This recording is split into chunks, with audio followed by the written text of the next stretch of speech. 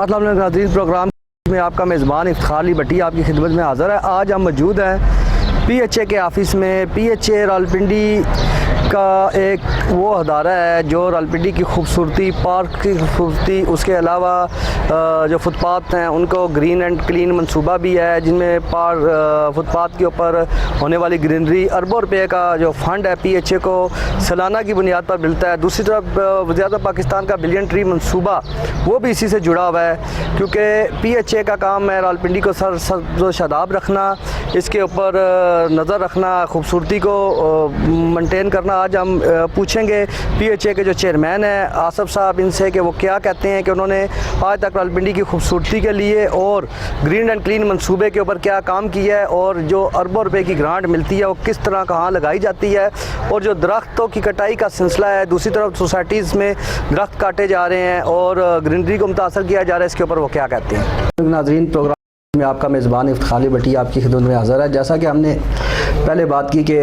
आसिफ साहब रावलपिंडी PHA के chairman हैं, रावलपिंडी की खूबसूरती के लिए आपने क्या क्या काम किए इस हवाले से पूछते हैं। उसके अलावा इनके पास पंजाब गवर्नमेंट के भी कई ओहदे रहे, वज़ीर आला पंजाब के मुशीर भी रह चुके हैं, PDDC के मुशीर भी हैं, और बाकी जो उनके पास अजाफी चार्ज हैं उनके बारे में भी पूछेंगे। आप एक टाइम में रावलपिंडी में से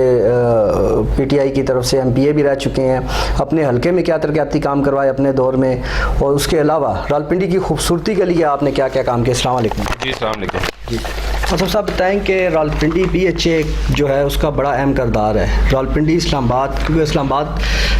पाकिस्तान का कैपिटल है, इसकी खूबसूरती का दुनिया में तस्करा ज़िक्र होता है। दूसरी तरफ जो हमारे प्राइम मिनिस्टर पाकिस्तान इमरान खान साहब है, उनका ग्रीन एंड क्लीन मंसूबा चल रहा है जिस पर उनकी बहुत ज़्यादा नज़र है। वो खूबसूरती को, वो पाकिस्तान को खूबसूरत देखना चाहते हैं। PHA का क्या किरदार है? देखें, एक तो बुनियादी तौर पे बिल्कुल आपने राइटली पॉइंट आउट किया कि इस्लामाबाद जहाँ पे एक खूबसूरत तरीन कैपिटल सिटी है, उसके बिल्कुल एडजेसेंट ये रावलपिंडी शहर है। जब आप फैज़ाबाद से एंटर होते हैं रावलपिंडी शहर के अंदर, तो ऑल ऑफ सडन एक दुनिया ही चेंज हो जाती है कि वहाँ पे बहुत ज़्यादा ग्रीनरी है, एक प्लान्ड सिटी है। रावलपिंडी का अलमिया ये रहा कि ये अनप्लान्ड सिटी है, और यहाँ पे जो माजी के अंदर जो हमारे डिपार्टमेंट्स हैं, जो डेवलपमेंट अथॉरिटीज़ थे, उन्होंने जब इसके नक्शे और इसका अप्रूव किए, तो उसमें ऑब्वियसली एक रवायती जो यहाँ पे सर्द मेरी का मुजाहरा किया जाता है, उस तरह के मामलात रहे, जिसकी वजह से शहर के अंदर काफ़ी सारी तारीखी इमारात होने के बावजूद और ये खिता इंतहाई इम्पोर्टेंट होने के बावजूद माजी के अंदर उस तरह का मंजर नहीं पेश करता था जिस तरह इस्लामाबाद था। तो मैं जब PHA का चेयरमैन बना हूँ, ऑब्वियसली तहरीक इंसाफ की गवर्नमेंट की प्रायोरिटीज़ में से सबसे इंपॉर्टेंट जो प्राइम मिनिस्टर के दिल के करीब हैं वो दो चीज़ें हैं, एक टूरिज़्म है और दूसरी जो है ये प्लांटेशन ड्राइव है। और ये मैं समझता हूँ कि पहली सियासी पॉलिटिकल गवर्नमेंट है जिसने लोगों का शऊर इसके ऊपर उजागर किया है कि जो प्लांटेशन है, इन्वायरमेंट है, इसका हमारी आने वाली नस्लों के ऊपर उसका क्या इम्पैक्ट होना है। तो ये वो सारा बैकग्राउंड था जिसको मलूज़े खातर रखते हुए हमने, जब मुझे चार्ज मिला PHA रावलपिंडी का और PHA की डोमेन के अंदर प्लांटेशन, ब्यूटिफिकेशन, फेस्टिवल्स, जश्न बहारा के इवेंट्स और इस तरह की एक्टिविटीज़ शहरियों को मुहैया करना है। तो ये सारी चीज़ें देखते हुए हमने 2018 से हमने एक ब्यूटिफिकेशन की कैंपेन का आगाज़ किया और उसको बाकायदा एक टैग लाइन दी कि ग्लोरियस रावलपिंडी के नाम से, जिसमें मैं समझता हूँ कि रावलपिंडी चैम्बर ऑफ कॉमर्स इस पर ऑलरेडी काम कर रहा था, और फिर उनके साथ हमने हाथ मिलाए, MOU किया उनके साथ, और रावलपिंडी शहर की ब्यूटिफिकेशन के हवाले से हमने कम्युनिटीज़ को इन्वॉल्व किया, और ख़ुसूसन ताजिर बरादरी को बीच में इन्वॉल्व करके। जो सबसे इम्पॉर्टेंट इसमें चीज़ ये रही इन 3-3.5 सालों में कि PHA का जो स्टाफ है उन्होंने इसमें सरकार का पैसा नहीं लगाया। मैक्सिमम हमारी ये कोशिश थी कि गवर्नमेंट फंड इनकी चीज़ों के ऊपर ना लगें। अगर पौधे हैं, ये माजी के अंदर करोड़ों की हिसाब से परचेज़ होती थी। हमने अपने फ्रेंड्स बनाए और फ्रेंड्स ऑर्गेनाइजेशंस के ज़रिए, चैम्बर के ज़रिए, बिजनेस कम्युनिटी के ज़रिए हमने प्लांट्स डोनेट करवाए PHA को, और उसके बाद हमने डिफरेंट कंपनीज़ के ज़रिए, आप ये देख लें कि मरी रोड की रोड साइड्स के ऊपर हमने बस स्टॉप इस्टेब्लिश करवाए, साथ प्लांटर्स रखवाए खूबसूरत, और उसके साथ साथ जो मेट्रो पिलर्स हैं ये बड़े बेढंगे से आपको एक लुक दे रहे होते थे। और ओवरऑल लुक की ये मेन आर्टिलरी है पिंडी शहर की, इसकी लुक की वजह से पिंडी का बड़ा अगली सा फेस एक जाता था। उसको हमने मुख्तलिफ जो ऑर्गेनाइजेशंस हैं उनके ताउन के साथ बगैर सरकारी पैसा लगाए उसको हमने ब्यूटीफाई किया, और ना सिर्फ ये किया बल्कि हमने रावलपिंडी शहर के अंदर मियावाकी तर्ज के 8 फॉरेस्ट स्टेशन लगाए। आपका न्यू एयरपोर्ट रोड जो इवन हमारी जुरिस्डिक्शन के अंदर नहीं था, हमारे PHA स्टाफ ने, DG PHA ने उस पर गर्मी के मौसम में, जून जुलाई के मौसम में वहाँ पे 2-3 महीने लगा के बगैर किसी सरकारी फंड के 2.5 लाख पौधा आपका न्यू इस्लामाबाद एयरपोर्ट के ऊपर लगाया। और उसके लगाने की एक वजह ये थी कि जब कोई भी शहरी, कोई फॉरनर जब इस्लामाबाद के एयरपोर्ट पे लैंड करता है तो उसका पहला इंप्रेशन हमारे मुल्क का वो उस बाय रोड साइड से लेता है। तो उसको हमने बाकायदा ब्यूटीफाई किया और वो भी अगेन हमने प्राइवेट हाउसिंग सोसाइटीज़ को टास्किंग की और वही उसको मेंटेन कर रहे हैं और उन्होंने ही प्लांट प्रोवाइड किया और हमने उनको फैसिलिटेट किया। तो ये वो चीज़ें हैं कि जो रावलपिंडी शहर के अंदर मैं समझता हूँ कि माजी के अंदर आपको नहीं नज़र आती थी। और इसमें जो सबसे इंपॉर्टेंट चीज़ है कि जो सरकार का पैसा है उसकी हद्दुल इम्कान हमने कोशिश की, क्योंकि ये बड़ा छोटा सा एक इदारा है, इसके रिसोर्सेज भी बड़े लिमिटेड हैं। ये सारी चीज़ें रखते हुए हमने काफ़ी सारे यहाँ पे रावलपिंडी शहर के अंदर काम किए। अच्छा, आपने एक बहुत अच्छी बात की कि आप सारा डोनेशन के ऊपर या फंड्स बना के कर रहे हैं। तो आपसे पहले नून की गवर्नमेंट थी, मतलब कि बरार साहब चेयरमैन थे, तो उनके दौरों में तो करोड़ रुपए के फंड्स यूज़ होते थे, यूटिलाइज होते थे और उन्होंने बड़े दावे किए कि हमने रावलपिंडी को जो एक मॉडर्न सिटी बना देंगे, कैपिटल के साथ शामिल होगा। तो आप क्या समझते हैं कि उनके दौर में ज़्यादा काम हुआ या 2019 के आपके आने के बाद कोई तब्दीलियाँ ज़्यादा रुनमा हुई? देखें, एक तो मैं तो थोड़ा सा मेरी तबीयत भी इस किस्म की है कि मैं अपने काम पे ज़्यादा फोकस करता हूँ। वो चेयरमैन रहे, जितना टन्योर रहे पिंडी के शहरियों ने वो भी देखा है, जितना अरसा मेरे पास और तहरीक इंसाफ की गवर्नमेंट के पास ये डिपार्टमेंट रहा है, इसमें भी विजिबल चेंजेस आप देख लें कि माजी के अंदर तो बड़ा अनफॉर्चुनेट रहा कि रावलपिंडी शहर के ऊपर जब मैं भी इवन आता था, मरी रोड जो एक मेन रोड है उसके ऊपर आपको कोई चीज़ जो है यूनिफॉर्मिटी के साथ अलाइंड या कोई ऐसा नज़र नहीं आता था। आज आप अल्हम्दुलिल्लाह पिंडी शहर के किसी शहरी से पूछें तो किसी दूसरे डिपार्टमेंट की कोई बात करे ना करे, PHA के स्टाफ की ज़रूर बात करेगा कि बड़े तंगदेही के साथ सुबह से लेकर शाम तक अपने ड्यूटी टाइम्स में, और ख़ुसूसन हमारे जो माली हैं जो रोड साइड्स के ऊपर काम कर रहे होते हैं, मुश्किल एरिया है, वहाँ का इन्वायरमेंट इस किस्म का है, उसके साथ साथ आगे मौसम भी शदीद होता है, ट्रैफिक बेअंगम है। इन सारी चीज़ों के बावजूद उन्होंने अपने प्लांट्स को मेंटेन किया हुआ है और उसमें ऐड ऑन किए जा रहे हैं। अच्छा, मरी में भी आपके पास पार्क्स हैं। मरी की खूबसूरती जो चूँकि सियाह आते हैं, मरी को पूरी दुनिया से लोग आते हैं, पूरे पाकिस्तान से आते हैं, कराची से, लाहौर से, सिंध से, बलूचिस्तान से लोग आते हैं। तो मरी में जो पार्क्स हैं उसके ऊपर आपकी क्या तवज्जो और मरी को खूबसूरत करने के लिए आपने क्या काम किया? देखें, एक तो बुनियादी तौर पे जब मैं चेयरमैन बना तो जो लोअर टोपा जहाँ पे एक्सप्रेसवे एंड होता है वो मेन एंट्री पॉइंट था मरी का, और बड़ा अनफॉर्चुनेट लगा कि वहाँ पे गार्बेज के ढेर लगे हुए थे और एक बाकायदा एक NHA की जगह थी, 4 से 5 कनाल जो एक बिल्कुल चौक बनता है मरी में एंट्री का, उसके ऊपर भी मलबे के और गंदगी के ढेर लगे हुए थे। उन सारों को हमने क्लियर करके ऑन सोर्सेज के ऊपर वहाँ पे हमने प्लांटर्स रखाए, सिट आउट्स बनाए जहाँ से बड़ा खूबसूरत व्यू आता है। और उसके साथ साथ जो 2 पार्क हैं, अब इसमें एक ये भी चीज़ है कि जो हमारी प्रोसीजरल इश्यूज़ हैं वो बड़े इंपॉर्टेंट हैं कि जब पिछले दौर के अंदर जब वहाँ पे उन पार्क्स को लीज आउट किया गया और उसको जब लीज आउट किया गया तो वो मैं उस डिटेल में, उस मेरिट में नहीं जाना चाहूँगा कि वो किन सर्कमस्टांसिस के ऊपर किए गए, अपनों को नवाजने के लिए किए गए। तो वो जो लोग वहाँ पे बैठे हुए हैं वो लिटिगेशन में चले जाते हैं, कोर्ट्स में चले जाते हैं। जो काम हमने 1 महीने के अंदर करना है उस पर हमें 1 साल लगता है जब तक कोर्ट से उसका डिसीजन नहीं आता। लेकिन मरी के हवाले से भी हमने पूरा एक प्लान किया हुआ है। हमारे बाग शहीदा एक पार्क है और दूसरा PIA पार्क है, वहाँ पे इंशाल्लाह ताला हमारा ये प्लान है, हमने अखबार में एडवर्टीजमेंट दी हुई है कि टूरिज्म पे, क्योंकि प्राइम मिनिस्टर ऑफ पाकिस्तान का बड़ा फोकस है, तो जो खूबसूरत इग्लोज और ग्लैम्पिंग पार्ट्स जो हैं वो वहाँ पे उन साइट्स के ऊपर हम लगाएं ताकि जो शहरी वहाँ पे जाते हैं जिस तरह के इंसिडेंट्स आपको नज़र आए माजी के अंदर भी, उसको अवॉइड करने के लिए होटल्स में स्पेस कम होती है, सीज़न के अंदर ओवर क्राउडेड होता है, तो उसको हमें एक तो उसको कैटर करने के लिए वहाँ पे हम अपनी एकोमोडेशन कैपेसिटी को इंक्रीज़ कर रहे हैं। ये नेचुरल इको सिस्टम से आपसे रिलेटेड ये ग्लैम्पिंग पार्ट्स और इग्लोज हैं, ये जब खूबसूरत लगेंगे, एक तो देखने में खूबसूरत है, दूसरा शहरी जब वहाँ पे रहेंगे तो उनको एडवेंचरस भी वो लगेगी वो जगह। अच्छा, दूसरी तरफ ये है कि तकरीबन रावलपिंडी में और मरी के मिला के 56 पार्क्स हैं, जिसमें नवाज शरीफ पार्क का नाम आपने चेंज किया, शहबाज शरीफ पार्क का नाम आपने चेंज किया, उसके बाद लियाकत बाग जिसकी बड़ी अहमियत है, सियासी एतबार से बहुत अहमियत है। रावलपिंडी का कोई भी अहम सियासी अखाड़ा हो तो लियाकत बाग का नाम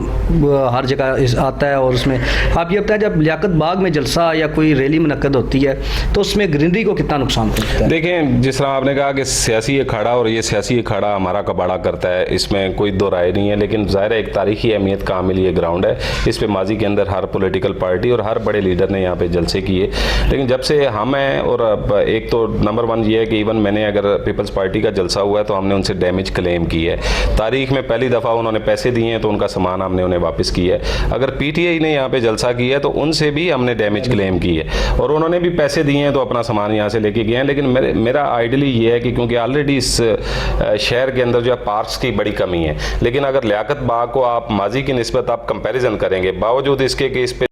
पहले भी एक जलसा हुआ है पीपल्स पार्टी का, लेकिन आप अगर अभी जाके देखेंगे तो जिस हद तक मुमकिन है हमारे स्टाफ ने उस पर ग्रीनरी को भी मेंटेन किया है और उसको अपलिफ्ट भी किया है, जो माजी के अंदर आपको नहीं नज़र आता था। अच्छा, दूसरी तरफ सर, आपने मेट्रो बस स्टेशन की बात की, मेट्रो के पिलर्स की बात की।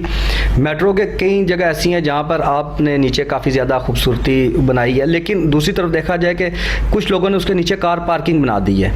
गाड़ियाँ पार्क करते हैं। उससे क्या आपके मंसूबे पे या उस ग्रीनरी पे फ़र्क नहीं पड़ता? देखिए, एक तो बुनियादी चीज़ है कि ये तने तनहा पीएचए रावलपिंडी या मैं इस शहर की तकदीर को या हालात को नहीं बदल सकते। इसमें जो सबसे बड़ी ऑनरशिप है वो लोकल कम्युनिटी की है, और उसके लिए हम गाए बगाए उनकी अवेयरनेस के सेशंस भी करते रहते हैं। मैंने चीफ मिनिस्टर पंजाब से इस पे बात की थी कि पीएचए तो अपनी डोमेन में काम करेगा, लेकिन अगर आरडब्ल्यूएमसी सफाई नहीं करेगा तो उस ब्यूटिफिकेशन का कोई फ़ायदा नहीं। ट्रैफिक वाले अगर ट्रैफिक को मेंटेन नहीं करेंगे तो उस ब्यूटिफिकेशन का कोई फ़ायदा नहीं। जिस तरह आपने कहा कि रोड साइड्स के ऊपर अगर इंक्रोचमेंट होगी, एमसीआर उसको रिमूव नहीं करेगी तो हमारी उस ब्यूटिफिकेशन का कोई फ़ायदा नहीं। तो इन्हीं चीज़ों को मलूज़े खातर रखते हुए एक टास्क फोर्स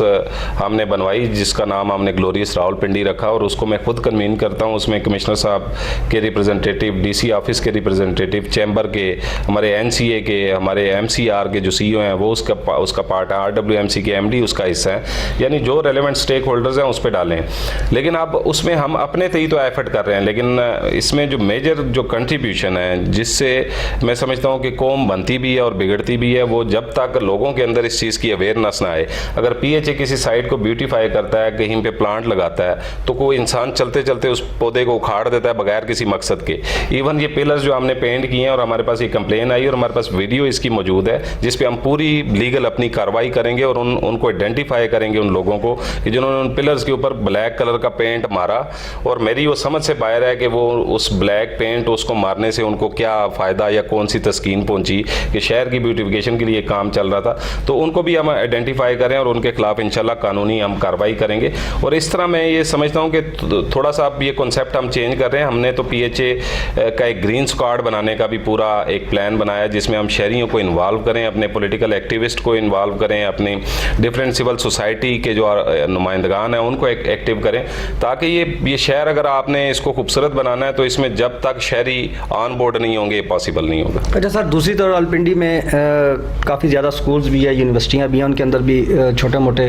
ग्राउंड्स मौजूद हैं। उसके ऊपर भी आपकी कोई नज़र है कि आपने उनके ऊपर भी कोई वर्क किया उनको ग्रीन करने के लिए, उसके ऊपर की? जी बिल्कुल, जितने स्कूल और हायर एजुकेशन के ग्राउंड्स मौजूद हैं इस पे हमने जो मियावाकी फॉरेस्ट स्टेशन लगाए हैं। पिंडी में तो 5 मरले का आपको प्लाट नहीं मिलता, तो उनके जो ग्राउंड्स हैं जहाँ जहाँ ऐसी जगह जो अंडर यूटिलाइज थी, जहाँ पे कोई दूसरा काम नहीं हो रहा था, उनको लेके हमने 4-4, 5-5 कनाल के ऊपर अपने मियावाकी फॉरेस्ट स्टेशन लगाए हैं। और ये जैपनीज टेक्निक है और ये 10 टाइम फास्टर इसमें प्लांट्स की ग्रोथ होती है और इन्वायरमेंट के ऊपर भी इसके बड़े मुस्बत असरात होते हैं। दूसरा जो है वो हमारे पिछले टेन्योर के अंदर इसमें कुछ क्रिकेट ग्राउंड्स को ऐड ऑन किया गया हमारे एजुकेशनल इंस्टीट्यूशंस के अंदर, उनको मेंटेन पीएचए ने किए रखा। लेकिन अब क्योंकि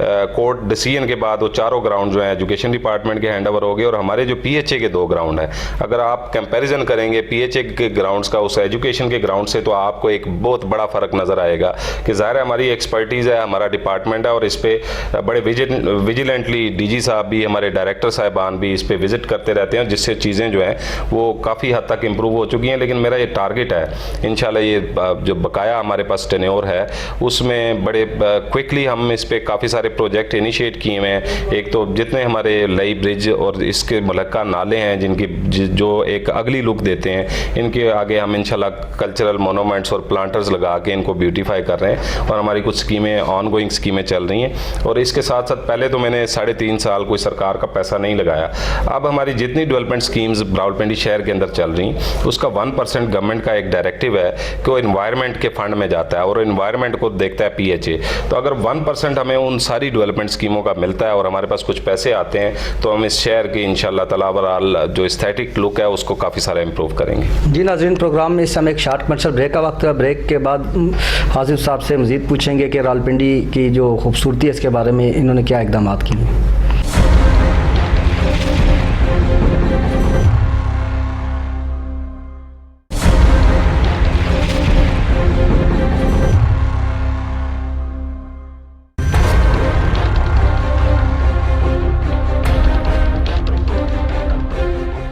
वेलकम बैक नाजरीन, हम मौजूद हैं इस टाइम PHA के चेयरमैन आसिफ साहब के पास। आसिफ साहब, ये बताएं कि जो रावलपिंडी में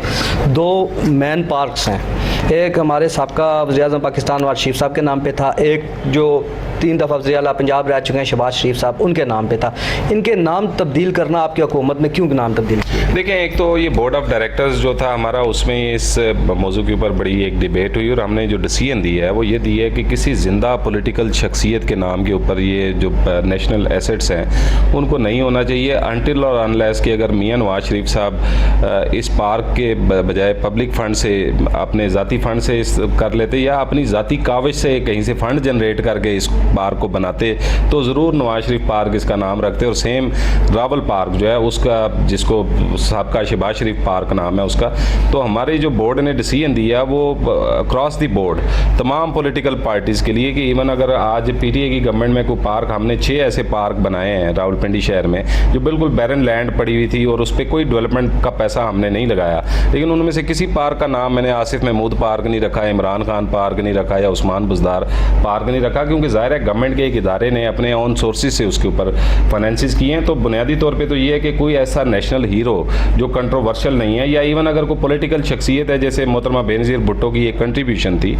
उनके नाम के ऊपर बेनज़ीर भुट्टो हॉस्पिटल है तो आज भी हमारे दौरे हुकूमत के अंदर कायम है, लेकिन किसी जिंदा शख्सियत और खुसूसन वो शख्सियत के जिसके ऊपर इस्टेब्लिश्ड है कि वो पाकिस्तान के रिसोर्सेज को बाहर मुंतकिल करके अपनी ज़ाती प्रॉपर्टीज़ बनाते रहे, तो उनके नाम के ऊपर रावलपिंडी के मेन एक पार्क का नाम उनके नाम के ऊपर क्यों हो, उसकी कोई ना कोई जस्टिफिकेशन होनी चाहिए। और इसमें बिल्कुल कोई पॉलिटिकल विक्टिमाइजेशन नहीं है। जिस तरह मैंने आपको कहा, जो बोर्ड ने डिसीजन दिया वो ये लिखा कि अगर किसी की ज़ाती कंट्रीब्यूशन उसके अंदर शामिल है, अगर वो इवन के कोई फर्म, कोई कंपनी यहाँ पे अगर हमें पार्क बना के देती है, उसको मेंटेन करती है, तो हम उस पार्क का नाम उस कंपनी के नाम से भी रखने को तैयार है, हमें उस पर कोई इशू नहीं। अच्छा, दूसरी चीज़ ये है कि ये शहबाज शरीफ पार्क में जो अब रावल पार्क के नाम से है, इसके अंदर आपने एक वैकिंग ट्रैक बनाया हुआ है जिसके ऊपर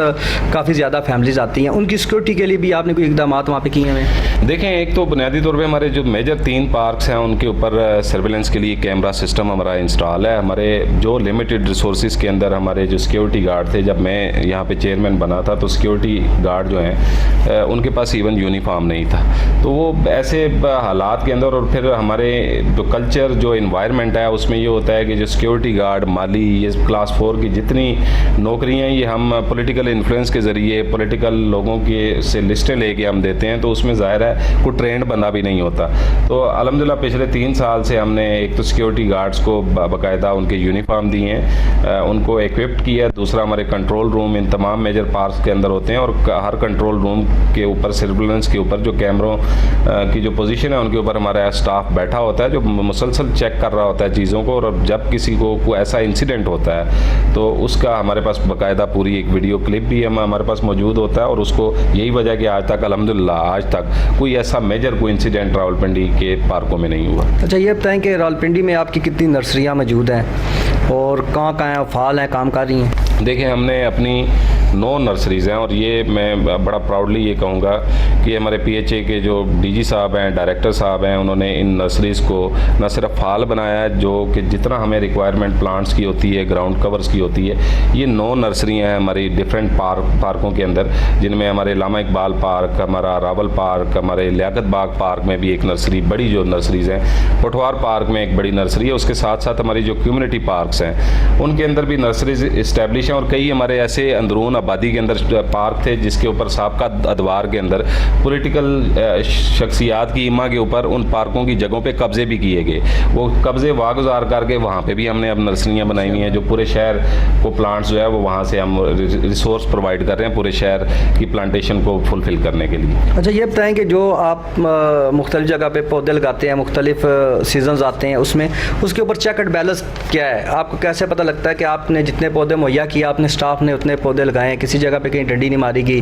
या कहीं करप्शन साबित नहीं हुई? इसको चेक एंड बैलेंस रखने के लिए क्या करें? देखें, एक तो बुनियादी तौर पे जो PHA के इदारे के जो फाइनेंशियल सिचुएशन रही है पिछले 3-3.5 साल, गवर्नमेंट का ये प्रायोरिटी रही है कि जिस तरह साबका अदवार के अंदर करोड़ों अरबों रुपए के जब फंड दिए जाते थे, जब पौधे लिए जाते थे, तब तो करप्शन का सवाल पैदा होता था। अब हमारे दौर में तो हम ये कर रहे हैं कि हमने तो जो चीज़ है वो डोनर से लेनी है और प्राइवेट कंपनी से लेनी है, और मैक्सिमम जो काम है, जो प्लांटेशन ड्राइव है, जिस शख्स ने हमें 4000-5000 पौधा दिया उसने साथ होकर वो पौधा लगवाया भी है। नंबर 2, इसमें हमने ट्रांसपेरेंसी को इंश्योर करने के लिए एक डिजिटल ऐप अपनी बनाई है जो हमारा एडवर्टीजमेंट का रेवेन्यू जिससे आता है। शहर के जितने बिल बोर्ड्स, शाप बोर्ड्स, साइन बोर्ड्स हैं, हमारी उस ऐप के ऊपर है, जिससे ट्रांसपेरेंसी इंश्योर होती है और हमें पता है कि हमारा पोटेंशियल क्या है, हमारा रेवेन्यू कितना आना चाहिए, किस बिल बोर्ड का कितना बिल है, क्या वो डिपॉजिट हुआ है या नहीं हुआ। तो इसका पूरा हमारे पास एक डिजिटाइज सिस्टम मौजूद है। अब अगले फेज़ के अंदर हम एक सेलुलर कंपनी के ज़रिए अपने जितने एम्प्लॉयज़ हैं उनको जियो टैग कर रहे हैं, ताकि वो अपनी ड्यूटीज़ के ऊपर उनकी अटेंडेंस बायोमेट्रिक के ज़रिए और उसके साथ साथ जो पौधे लगते हैं वो जियो टैग करें, ताकि हमें ये पता हो कि पिंडी शहर के अंदर किस किस जगह पे हमने किस किस मकाम के ऊपर प्लांट लगाए हैं। तो एक तो बुनियादी चीज़ ये है कि सॉफ्ट कंपोनेंट होने की वजह से जहाँ शहर की ब्यूटिफिकेशन में इजाफा करता है, वहाँ इसका सबसे बड़ा ड्रॉबैक ये है कि अब हर पौधे के ऊपर हम सिक्योरिटी गार्ड तो खड़ा नहीं कर सकते। तो ये इसका डैमेज भी इन चीज़ों का बहुत ज़्यादा होता है। कोई धरना आए, कोई एक प्रोटेस्ट आए, तो मेरी ये समझ से बाहर है कि अगर रोड साइड्स के ऊपर पौधे लगे हुए हैं या कोई ब्यूटिफिकेशन के लिए कोई एलिमिनेशन हुई हुई है, तो लोग उसको क्यों डिस्टर्ब करना शुरू कर देते हैं। और इवन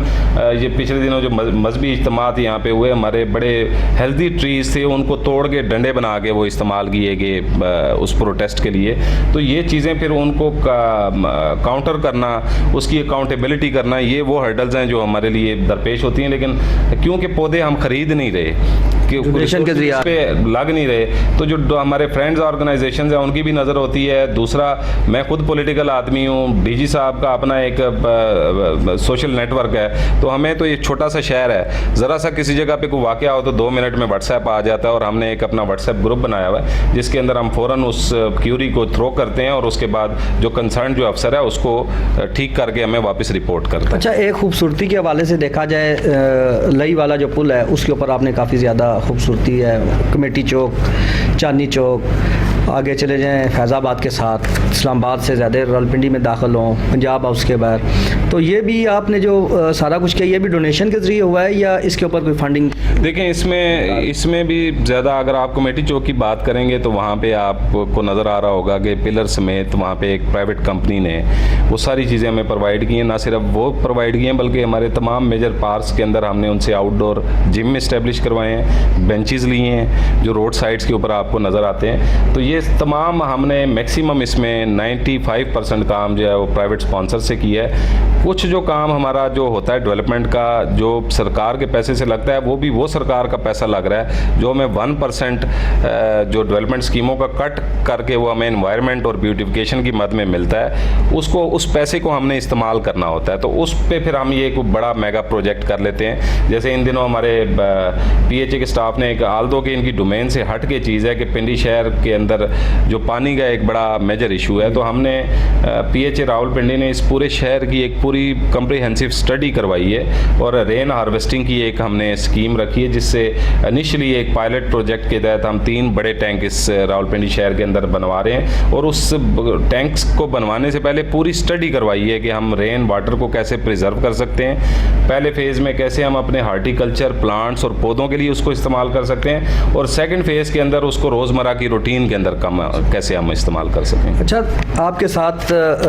चूँकि Rawalpindi cantt board, Chaklala cantt board भी आता है, तो आपने वहाँ पर भी कुछ इकदाम किए हैं? आपका हल्का भी कैंट का ही है। देखें, उसमें यह है कि ये मेरा बहुत बड़ा दुख है कि जो इदारा मेरे पास है उसका एडमिनिस्ट्रेटिव एरिया जो है वो कैंट के अंदर वो फॉल नहीं करता, और मैं जब पिंडी शहर को ब्यूटीफाई करके शाम को जब मैं अपने एरिया में जाता हूँ तो मुझे प्रैक्टिकली उसका दुख भी होता है कि वहाँ पे ज़ाहिर एक एडमिनिस्ट्रेशन, वहाँ पे सेपरेट एडमिनिस्ट्रेशन है, कैंट का अपना कंटोनमेंट बोर्ड एक्ट जो है उसके तहत वो उसको फंक्शन कर रहे हैं, लेकिन अब DC पिंडी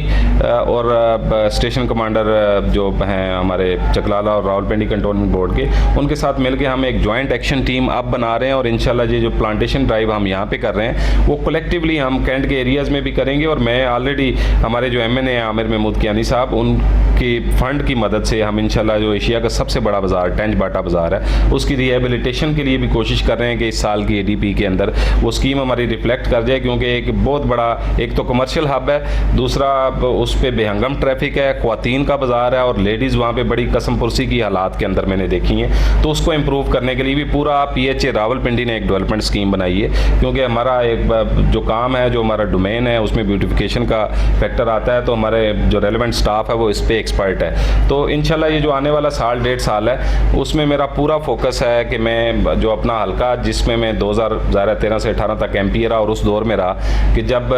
बड़ा स्ट्रिक्टली एडमिनिस्ट्रेशन को ये कन्वे किया गया था कि पिंडी ने क्योंकि PTI को वोट दिया है तो हमें तो 1 रुपये का 1 4 आने का भी डेवलपमेंट फंड उस दौर में उन्होंने नहीं एलोकेट किया था। तो अब क्योंकि हमारे दौरे हुकूमत है और उसके अंदर मेरी ये पोजीशन जो है उस पर प्रैक्टिकली नेचुरली मेरी ये होता है कि जिन लोगों की वजह से मुझे ये इज़्ज़त मिली, ये सीट मिली, उन लोगों को भी उसका फ़ायदा होना चाहिए। अच्छा सर, दूसरी तरफ अगर देखा जाए कि रावलपिंडी के अंदर काफ़ी ज़्यादा ग्रीनरी को मुतासर कर रही हैं हाउसिंग सोसाइटियाँ जो बहुत स्पीड से रावलपिंडी के रकबे को कवर कर रही हैं, जिसमें ज़्यादातर हाउसिंग सोसाइटियाँ अगर देखी जाएँ RDA की वेबसाइट पे या म्यूनसिपल कॉर्पोरेशन की वेबसाइट पे कि वो इस टाइम इनलीगल हैं, लेकिन उन इनलीगल सोसाइटियों ने अपना माल बनाने के लिए पिंडी की ग्रीनरी को तबाह कर दिया। इसके हवाले से भी आपने कोई इकदाम किए हैं? देखें, एक तो ये प्योरली डोमेन आती है रावलपिंडी डेवलपमेंट अथॉरिटी की, ज़ाहिर हाउसिंग सोसाइटीज़, और इनके पीछे पूरे बड़े बड़े माफियाज़ बैठे होते हैं। आपको पता है कि जब पैसे की सर्कुलेशन होती है और जैसे किसी एक बड़े बिजनेसमैन ने कहा था कि फ़ाइलों को टायर लग जाते हैं, तो ये अलमिया है, ये वो ड्रॉबैक्स हैं हमारे इस पॉलिटिकल या हमारे इस कल्चर के या इस सिस्टम के जो इस्टेब्लिश हुआ पिछले 30-40 सालों के अंदर, जिसने जितनी ज़रई ज़मीन थी हमारे जो बेसिकली फूड बास्केट हमें प्रोवाइड करती थी, वो इन डेवलपमेंट अथॉरिटियों की नेग्लिजेंस की वजह से जो है वो ज़ाया हुई। ना सिर्फ ज़ाया हुई बल्कि जितना ग्रीन कवर था वो कन्वर्ट हो गया कंक्रीट में। जिस तरह इस रावलपिंडी शहर को आप देख रहे हैं कि अनडेवलप है, जो रेजिडेंशियल एरियाज़ हैं वहाँ पे विदाउट एनी नोटिस लोगों ने दुकानें खोली हुई हैं। जिस शरीफ आदमी ने किसी पुराने दौर में 2, 4, 5, 10 लाख रुपए का 2 मरले का 5 मरले का प्लॉट लेके सुकून की ज़िंदगी रहने का ख्वाब देखा था, उसके बाहर कबाड़िया आगे बैठ गया। तो वो ये वो सारे इश्यूज़ हैं कि जो माजी के अंदर, और आपको पता है कि जब इन चीज़ों को आप छेड़ते हैं, और कई ऐसी जो सोसाइटीज़ हैं जिनका लेआउट प्लान या NOC उनको नहीं प्रोवाइड किया गया, लेकिन वहाँ पे सैकड़ों की तादाद में, हज़ारों की तादाद में लोगों ने अपनी पेंशन के, अपने जेवरात बेच के प्लॉट ले लिए, किसी ने घर बना लिया। तो उसको अगर आप डिस्टर्ब करेंगे तो वो भी एक आपके लिए एक इशू बनेगा। लेकिन इन फ्यूचर प्राइम मिनिस्टर का इस पर पूरा विजन है कि हम इनकरेज कर रहे हैं हाई राइज बिल्डिंग्स को, कि शहर के अंदर ज़ाहिर स्पेसिस नहीं है, इसको एक्सपेंड होने के बजाय जो जगह मौजूद हैं उस पर हाई राइज बिल्डिंग्स बनाएं ताकि जो मैक्सिमम एरिया है वो ग्रीन रह सके। अच्छा, दूसरी तरफ अगर एक और बड़ा अहम सवाल है कि आपके मुलाजमीन की तादाद कितनी है, और काफ़ी ज़्यादा ऐसे महकमे जिसमें घूस मुलाजमीन भी देखने में सामने आए कि आपके महकमे में भी कोई घूस मुलाजमीन है? देखिए, हमारे टोटल 750 एम्प्लॉयज़ हैं, जिसमें डेली वेजर भी हैं, कॉन्ट्रैक्चुअल भी हैं, परमानेंट भी हैं, और ये वो तादाद है कि जो मेरे चेयरमैन बनने से पहले से ही पीएचए के अंदर एग्जिस्ट कर रहे हैं। और आपने उसमें से किसी को निकाला नहीं? मैं बेसिकली देखे ना, एक शख्स जो, बल्कि मैं निकालने के बजाय मेरी तो इनके साथ हमदर्दियाँ हैं, क्योंकि 10 से 12 साल से एक शख्स अगर बैठा है क्लास 4 का मुलाजिम, वो 15,000 20,000 सैलरी लेता है, और आपको पता है इस दौर के अंदर 15-20 हज़ार सैलरी से अपने बीवी बच्चों को, अपने मकानों के किराए, ये मैनेजेबल नहीं है, बड़ा मुश्किल काम है। लेकिन जो गोश्त का आपने सवाल किया है, इसका कोई डाटा बेस नहीं था, और ये हमारे इस दौर के अंदर हमने बाकायदा इनसे तमाम इनका आईडी कार्ड, इनकी पिक्चर्स के साथ इनके प्रोफाइल्स अपने पास मेंटेन किए, और इसके पास पे दर पे हमने इसके ऊपर अपनी एक्सरसाइजेस की हैं। और अब मैं आपको दावे से कह रहा हूँ कि पीएचए रावलपिंडी के अंदर कोई एक सिंगल गोश्त मुलाजिम नहीं होगा। अच्छा, दूसरी तरफ अगर हम देखें कि जो फुटपाथ हैं जहाँ पे आपने बहुत ज़्यादा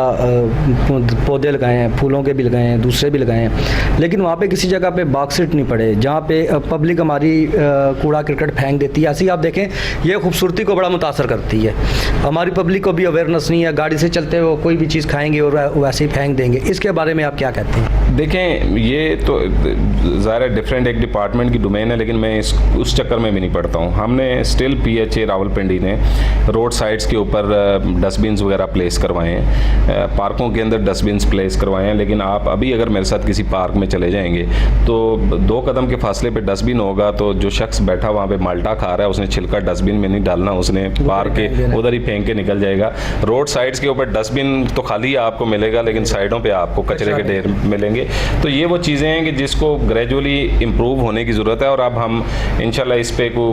पीएचए रावलपिंडी इस पे इनिशिएट करेगा कि अपने जितने एजुकेशनल इंस्टीट्यूट्स हैं उनमें बाकायदा इन चीज़ों के ऊपर हमारा स्टाफ जाके लेक्चर दे, और जो आने वाली जनरेशन है एटलीस्ट उनके अंदर ये सेंस डेवलप की जाए कि शहर जो है वो घर सिर्फ आपकी प्रेमिसेस के अंदर नहीं है, जब घर से बाहर निकलते हैं तो वो भी आपका घर है। जी नाज़रीन, प्रोग्राम में भी एक शॉर्ट कमर्शियल ब्रेक का वक्त है। ब्रेक के बाद आसिफ साहब से पूछेंगे कि सियासी जो इनका हल्का है जहाँ से ये एमपीए बने, इन्होंने अभी तक अपने हल्के की आवाम के लिए क्या किया और उसके ऊपर क्या तवज्जो दे रहे हैं।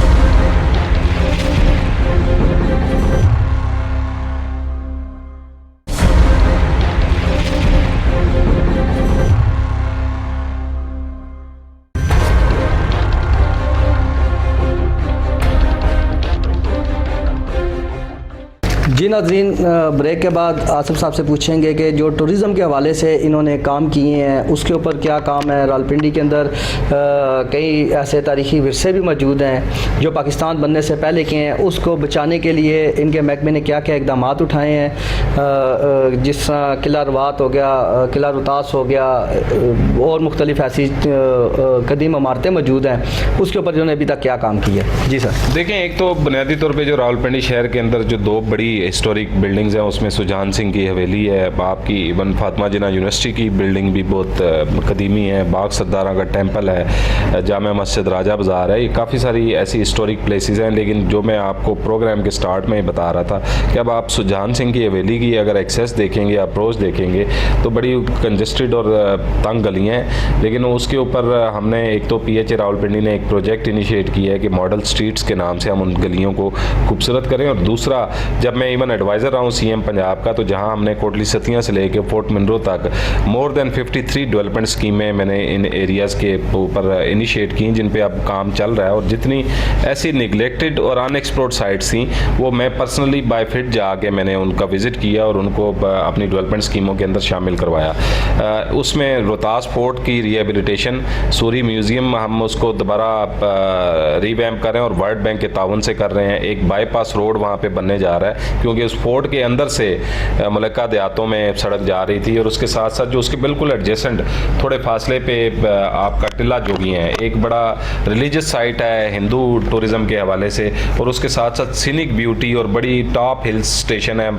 ओनली हिल स्टेशन है जो कि साल्ट रेंज के ऊपर वाक़ और जेलम के अंदर आता है। उसके ऊपर हम ग्लिम्पिंग पॉड्स वगैरह लगा रहे हैं, और उसकी एक्सेस के लिए हमने जीपेबल ट्रैक की स्कीम कंप्लीट हो गई है, और 2 अदद हाइकिंग ट्रैक वहाँ पे वो वो भी बिल्कुल 95% उनका काम कंप्लीट हो चुका है। तो अब जब आप इस पिंडी साइड के ऊपर आते हैं तो आपके रवात के अंदर वाक़ एक स्टूपा जो बुद्धिस्ट के लिए एक बहुत बड़ा टॉप मनक्याला के अंदर वाक़ है। वो स्टूपा वहाँ पे हमारे जो नौजवान हैं वो बास्केटबॉल खेल रहे हुआ करते थे या वॉलीबॉल खेल रहे हुआ करते थे और उन्होंने अपने कपड़े उस स्टूपे के ऊपर लटकाए हुए होते थे। यानी कि वो इतना एक तारीखी हेरिटेज वो जगह है और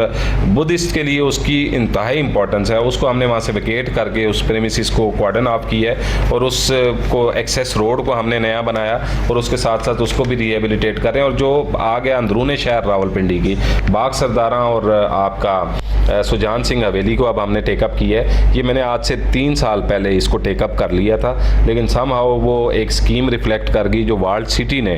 क्योंकि world city local government department के अंडर आता है, तो उन्होंने इसको इंक्लूड करवा दिया एक ADP स्कीम में। तो देन फिर जब मैंने ये देखा कि इस पर कामरान लाशारी साहब और वर्ल्ड सिटी कमिश्नर रावलपिंडी की मदद से काम कर रहे हैं, तो मैंने फिर उसको अपनी डेवलपमेंट स्कीमों में से निकाल दिया ताकि डबलिंग उसमें किसी चीज़ में ना हो। तो जब वो मैंने निकाला तो बाद में कुछ 6-8 माह बाद मुझे पता चला कि ये यहाँ पे जो काम होना था वो भी रुक गया। अब मैं कमिश्नर जो मौजूदा कमिश्नर हैं उनके साथ मेरी हफ्ता पहले इस पर बड़ी डिटेल मीटिंग हुई है और इस पर इंशाल्लाह म्यूनसिपल कॉर्पोरेशन इसको फंड करेगी और आर्कियोलॉजी डिपार्टमेंट इसकी प्रिजर्वेशन का काम करेगी। अच्छा, ये अक्सर रावलपिंडी में ये जहाँ किले मौजूद हैं इनके पास तालाब भी मौजूद है जो कदीम विरसे की जो वो एक निशानी है। उन तालाबों में इस टाइम गंदा पानी, कचरा, गंद पड़ा हुआ है। उन तालाबों में कुदरती अभी तक वहाँ से चश्मे भी निकल रहे हैं, तो उसके ऊपर आपने कोई काम किए हैं? देखिए, हमारे ना जो अलमिया रहा है कि पंजाब के ऊपर तो टूरिज़्म का कॉन्सेप्ट ही कोई नहीं था, इदारा ही नहीं था। ये हमारे क्योंकि प्राइम मिनिस्टर का फोकस था, एक इंडिपेंडेंट इदारा हमने बनवाया, उसकी टूरिज़म पॉलिसी हमने दी, अनएक्सप्लोर्ड साइट को हमने आइडेंटिफाई किया। अब इनमें इन बिल्डिंग्स को एक लेमैन तो जब देखता है कि एक बिल्डिंग है ये बड़ी हिस्टोरिक है और ये अबेंडन पड़ी है, इस पर कोई काम क्यों नहीं हो रहा, तो जब आप उसके प्रोसीजरल उस चीज़ों में जाते हैं तो आपको पता चलेगा कि अगर कोई रिलीजियस माइनॉरिटी की साइट है तो उसको हेड कर रहा है वैक्यू ट्रस्ट बोर्ड, अगर कोई मुस्लिम श्राइन्स हैं तो उसको देख रहा है वकाफ डिपार्टमेंट, अगर कोई हिस्टोरिक बिल्डिंग है तो किसी को देख रहा है वर्ल्ड सिटी, अगर कोई वैसे कोई बिल्डिंग है उसको आर्कियोलॉजी देख रहा है। तो बात यह है कि ओवरलैपिंग डिपार्टमेंट्स की इतनी ज़्यादा होती है। फिर जब आप वंस अगर एजुकेशन डिपार्टमेंट के पास हमारे कलर सईदा में एक बहुत तारीखी हवेली मौजूद है, उसका मैंने पर्सनली विजिट किया और मैं कुछ 6 महीने साल लगा रहा, लेकिन उस पर क्योंकि एक स्कूल इस्टेब्लिश था, वो प्रॉपर्टी हैंड ओवर हुई थी स्कूल एजुकेशन को, लेकिन वो दोबारा टूरिज़म डिपार्टमेंट को हैंड ओवर नहीं हुई। उसकी रीज़न ये है कि हमारे यहाँ एक कॉन्सेप्ट बना हुआ है कि पानी की बोतल सामने रख के बैठे रहेंगे, ना खुद पीना है ना हमने किसी दूसरे को पीने देना है। लेकिन ग्रेजुअली इन चीज़ों में इंप्रूवमेंट आ रही है। प्राइम मिनिस्टर का क्योंकि डायरेक्टली खुद चेयर करते हैं मीटिंग टूरिज़म की एवरी 2 मंथ के बाद, तो उनका बड़ा फोकस है और मुझे यकीन है कि पंजाब में और काफ़ी सारा काम ऐसा है जो हो चुका है, जो तारीखी इकदाम हैं। 2000 मिलियन का हमने प्रोजेक्ट दिया, बजट दिया इस टूरिज़म डिपार्टमेंट को, जो पास्ट में आपको नहीं मिलता। अच्छा सर, ग्रीनरी और रावलपिंडी की खूबसूरती की तो बात होगी। आप रावलपिंडी से MPA भी रह चुके हैं। अपोजिशन के दौर में जब बड़ा टफ हालात थे उस टाइम आपने PTI के लिए एक जंग लड़ी और एक अक्सरियत से PTI के लिए आपने रावलपिंडी से वो सीट जीती। आप मुझे बताएं कि इस दफ़ा आपको टिकट नहीं दिया गया, लेकिन आपके हलके के जो हालात हैं वो भी कुछ बेहतर नहीं हैं, तो क्या समझते हैं कि आप अपने हलके के लिए भी कुछ काम कर रहे हैं? देखिए, बुनियादी तौर पे ये ऐसा सवाल है कि जिस पे मैं थोड़ा सा इमोशनल भी हो जाता हूँ कि 2013 से 18 तक जब मैं MPA रहा तो ऑब्वियसली हमारे पास इख्तियार नहीं था, गवर्नमेंट नहीं थी, एक नई पार्टी थी, वर्कर नए थे, मेरे खुद अपनी किसी पॉलिटिकल बैकग्राउंड से मेरी फैमिली का ताल्लुक़ नहीं था। तो ये सिस्टम जो है जिसमें ये कहा जाता है कि सिर्फ शरीफ आदमी जो है इस सियासी मैदान के अंदर वो सियासत नहीं कर सकता, और जब इस तरह के हालात के अंदर मैं समझता हूँ कि उस टाइम की PTI की पूरी तंजीम ने, वर्कर्स ने मेहनत करके एक नामुमकिन काम को मुमकिन बनाया। तो 5 साल ज़ाहिर मैं अपोजिशन में रहा तो मुझे बड़ी फ्रस्ट्रेशन होती थी। बहरहाल मैं समझता हूँ कि जितनी मैं भरपूर तरीके से असेंबली के अंदर मैं नुमाइंदगी कर सका अपने इलाके की और उसके साथ साथ ना सिर्फ अपने इलाके की बल्कि कई ऐसे लेजिस्लेशंस हैं जिनमें मेरा बड़ा कलीदी रोल रहा है पंजाब की उस फ्लोर के ऊपर, और जिसके गवाह आज इवन के मेरे मुखालिफ पार्टी के लोग भी इस चीज़ की गवाही देते हैं कि मैंने बड़े एक्टिवली वहाँ पे इश्यूज़ को उजागर किया। किया। लेकिन अब जब गवर्नमेंट 2018 का इलेक्शन आया तो ऑब्वियसली हमारा कई जगहों पे अलायंस चल रहा था, काफ लीग के साथ इत्तेहाद चल रहा था, तो कई जगह ऐसी होती हैं जहाँ पे पार्टीज़ को कंप्रोमाइज़ करना पड़ता है। उसमें एक कुरा मेरे नाम निकला, लेकिन मैं समझता हूँ कि मैं जब तहरीक इंसाफ और इमरान खान को ज्वाइन किया था तो मेरी कतन मेरे जहन के किसी छठे हिस्से में भी नहीं था मैं MNA बनूँ या मैं MPA बनूँ। मेरा तो टोटल काम ये था कि मैं कंट्रीब्यूट करूँ, जो पॉजिटिव इस मुल्क के लिए कंट्रीब्यूट कर सकता हूँ वो करूँ। और यही वजह है कि जब गवर्नमेंट बनने के बाद मुझे ये इदारा मिला, इसने मिसाली काम किया और इसी काम के बलबूते के ऊपर मुझे प्राइम मिनिस्टर और चीफ मिनिस्टर ने पूरे पंजाब की PHS का एडवाइज़र लगाया और साथ टूरिज़म डिपार्टमेंट जो प्राइम मिनिस्टर के इंतहाई करीबी था। और ये दो शोबे जो प्लांटेशन और टूरिज़म है, इसको प्राइम मिनिस्टर ने मुझे, इसको मैं बड़ा फ़ख्र से बोलता हूँ कि मुझे इसकी टास्किंग की, उसके पीछे बैकएंड पे ये एक पूरा हार्ड वर्क था जो इस PHA रावलपिंडी के अंदर हमने किया। और अब जब हल्के के अंदर मुझे नहीं मिला,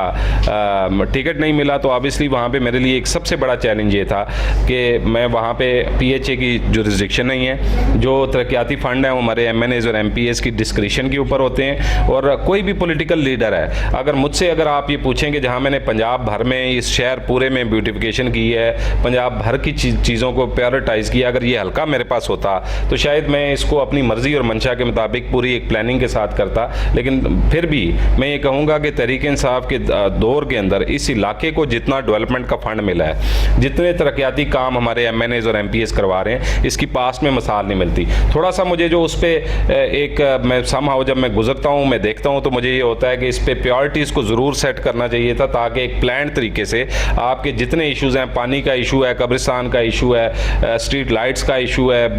गंदगी का इशू है, रोड्स के टूटने फूटने का इशू है, ये सारे एक बाकायदा एक यूनिफॉर्मिटी के साथ होता। लेकिन अब आगे आफ्टर 3.5 ईयर्स अब मैं आमिर कियानी साहब जो हमारे MNA हैं, उन्होंने मुझे इस पे कोऑर्डिनेटर लगाया NA 61 का, और इनका जो डेवलपमेंट का जितना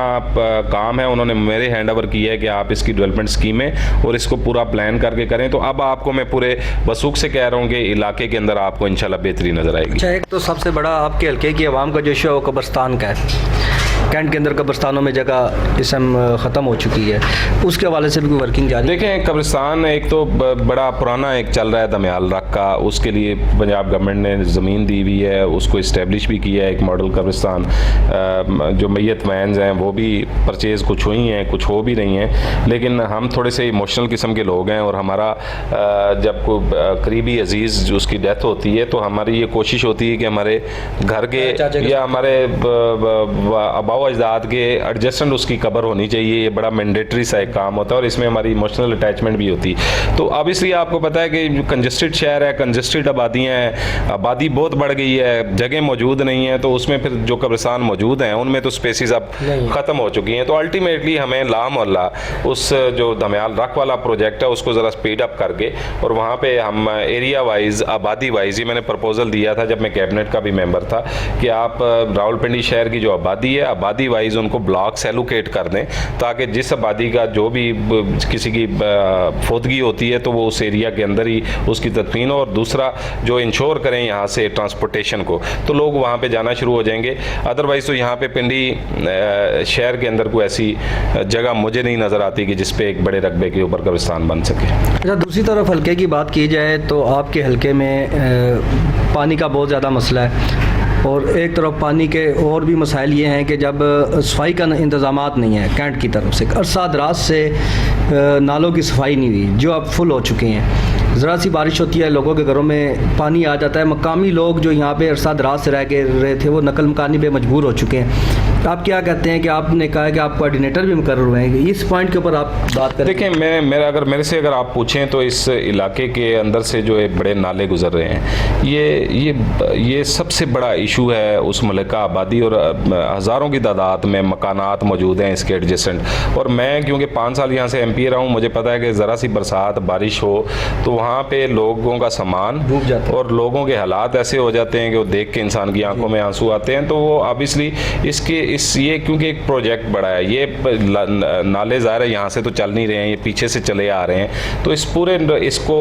कैटर करने के लिए इस पे एक मेगा डेवलपमेंट स्कीम की ज़रूरत है और इसको इनिशिएट होना चाहिए। नाले की सफाई आप कराएंगे, हमने बड़ी दफ़ा करवाई, लेकिन इसमें भी अगेन मैं ये कहूँगा कि लोगों को भी एजुकेट करना चाहिए कि जो शापर, प्लास्टिक के रैपर, इस तरह की चीज़ें जब नालों में आप फेंकते हैं तो बरसात का पानी आता है तो वो चौक होते हैं और वो उससे पानी बाहर आ जाता है। लेकिन हमने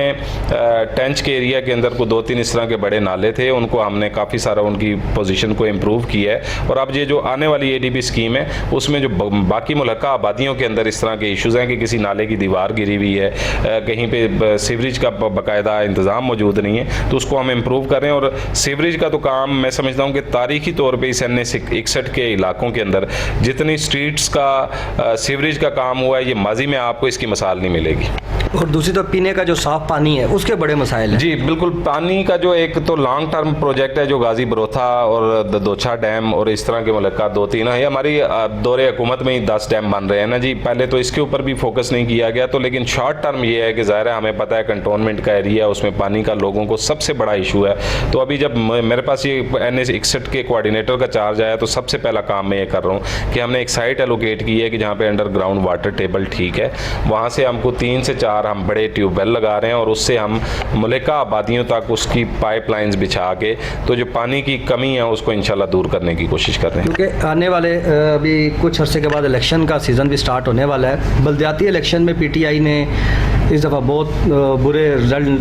कैंट के अंदर से निकाले हैं। आप क्या समझते हैं कि ये कैंट के लोगों को नज़रअंदाज करने की वजह से हुआ है या इसका कोई महंगाई का भी शक था? देखिए, मैं समझता हूँ कि जितना डेवलपमेंट का काम इन इलाकों के अंदर हुआ है, मैं उस इलाके का रहायशी हूँ, मैं उन चीज़ों को अंडरस्टैंड करता हूँ, माजी में इसकी मिसाल नहीं मिलती।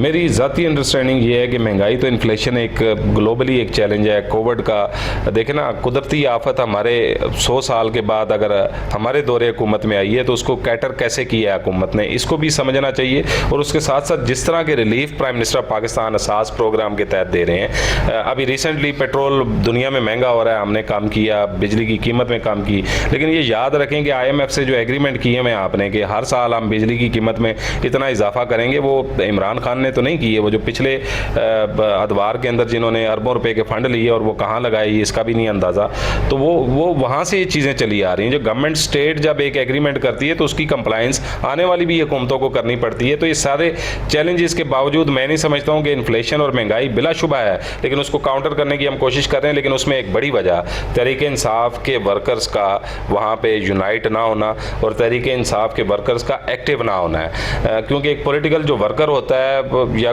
जो लीड कर रहा है, ये उसकी रिस्पॉन्सिबिलिटी होती है कि जिन वर्कर्स ने आपके इलेक्शन कैंपेन्स के अंदर आपके गली मोहल्लों से लोगों को निकाल के वोट डलवाया, उनको वापस अलाइंड रखें और उस कम्बिनेशन को बरकरार रखें। जी नाज़रीन, हम मौजूद थे आज PHA के चेयरमैन आसिफ साहब के पास। इनसे रावलपिंडी की खूबसूरती के हवाले से भी बात हुई, इनके हल्के के हवाले से भी बात हुई, अवामी मसाइल के बारे से भी बात हुई। आपका मेज़बान इफ्तिखार भट्टी आज आपकी खिदमत में हाज़िर था। इंशाल्लाह हम किसी नए प्रोग्राम में, नए मसाइल में आपकी खिदमत में फिर हाज़िर होंगे। तब तक के लिए लाने के बाद